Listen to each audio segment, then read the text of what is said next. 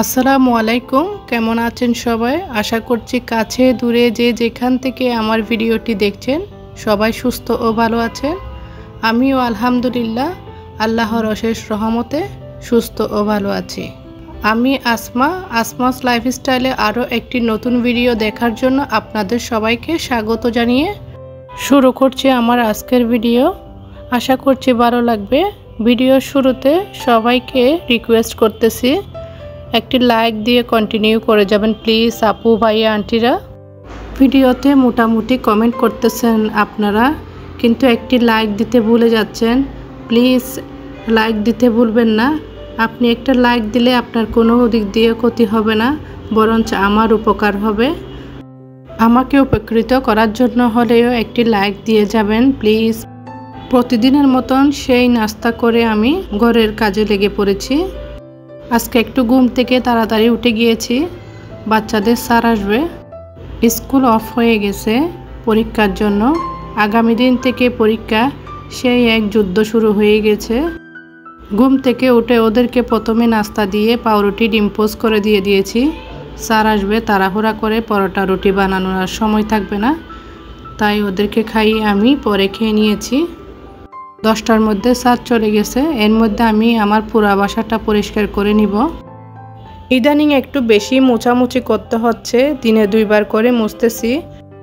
আমরা যে অ্যাপার্টমেন্টে থাকি সেখানে অনেকগুলা বিল্ডিং। এই বিল্ডিংগুলো এক একটা করে রং করতেছে, বিল্ডিংয়ের কাজও চলতেছে। সেজন্য বাসা বাড়ি একদম পরিষ্কার করে রাখা যাচ্ছে না।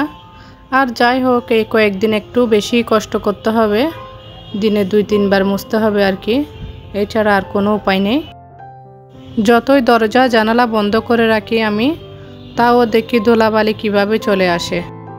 এমনিতেও শীতের সময় ধুলাবালি একটু বেশি।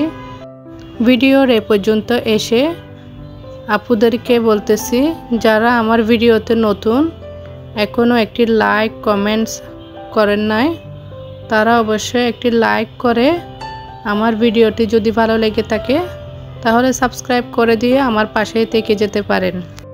তো এদিকে আমি কথা বলতে বলতে ছেলেদের বেডরুমটা গুছিয়ে নিচ্ছি।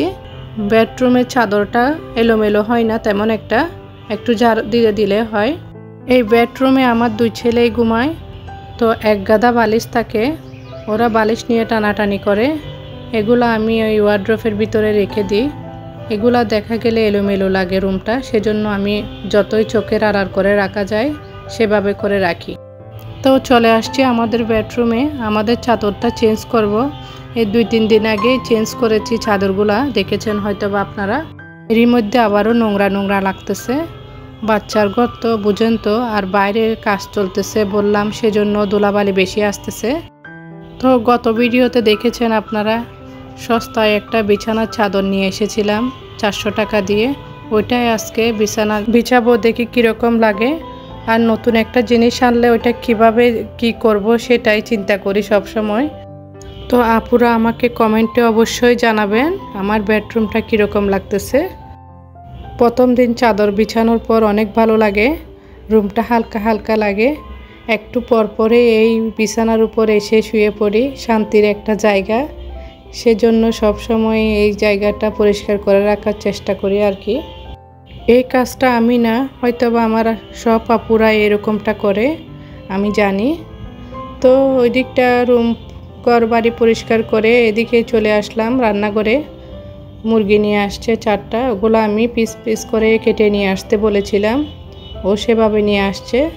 দেশি মুরগিটা নিয়ে আসলে কাটতে অনেক কষ্ট হয়, সেজন্য বলছি 4 পিস করে নিয়ে আসতে।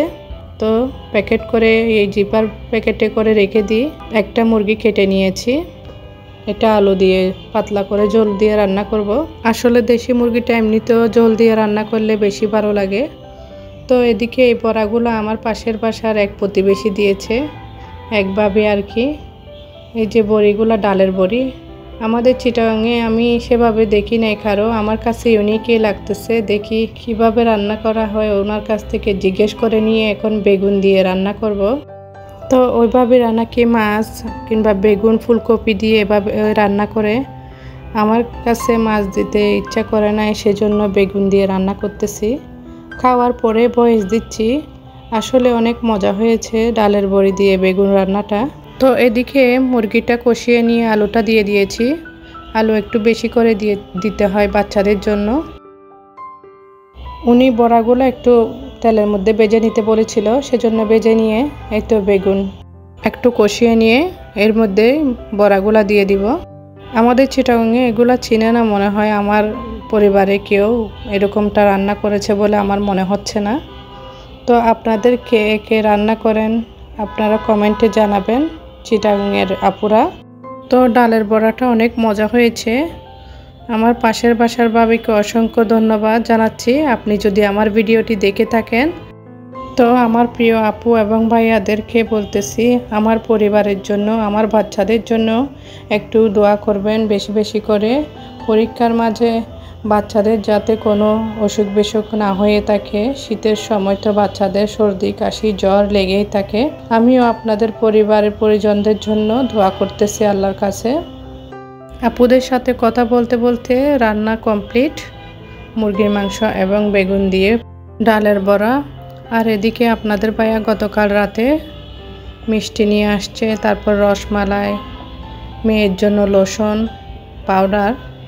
তো বাচ্চাদেরকে একটু রসমালাই দিচ্ছি, ওরা রসমালাই খেতে থাকুক, এনজয় করতে থাকুক। আর আমিও তো প্রথমেই খাওয়া শুরু করে দিয়েছি, কেননা আমার মিষ্টি একটু বেশি পছন্দ। ভিডিওটি এ পর্যন্ত, সবাই সুস্থ ও ভালো থাকবেন। আল্লাহ হাফেজ।